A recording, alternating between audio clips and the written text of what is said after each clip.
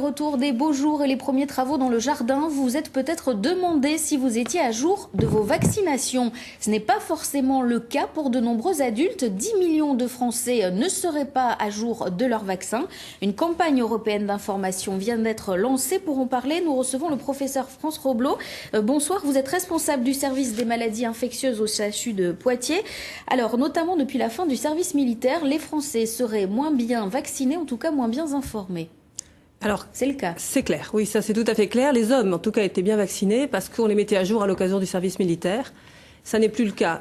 C'est pour cette raison qu'on s'est intéressé à la journée de la citoyenneté et aux jeunes, le jour de la journée de la citoyenneté. Donc les derniers chiffres récents que nous avons dans la région, justement, expliquez-nous, ont été faits au cours de cette journée à la citoyenneté. Tout à fait, c'est des chiffres exceptionnels, de très grande qualité, qui ont été obtenus par l'ARS, qui a mené une enquête auprès de tous les jeunes qui ont reçu un courrier avant de participer à la journée, leur demandant de se présenter avec leur carnet de santé. Et alors, quelles sont les conclusions ? Les conclusions, c'est que malheureusement, quand on est tout petit, on est très bien vacciné. Et puis après, avec l'âge, les rappels se font moins bien.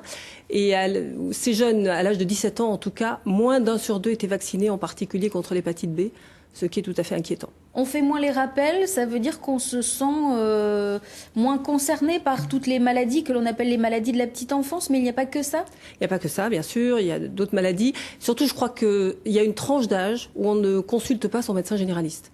Et ce qui fait que tous ces rappels qu'on doit avoir à 15 ans, à 20 ans, à 25 ans, ne sont pas faits parce qu'on ne voit pas le médecin à ce moment-là. Voilà, et pourtant, il y a des maladies qui sont en recrudescence en France à cause notamment du manque de vaccination. Tout à fait, on l'a vu avec l'exemple de la rougeole.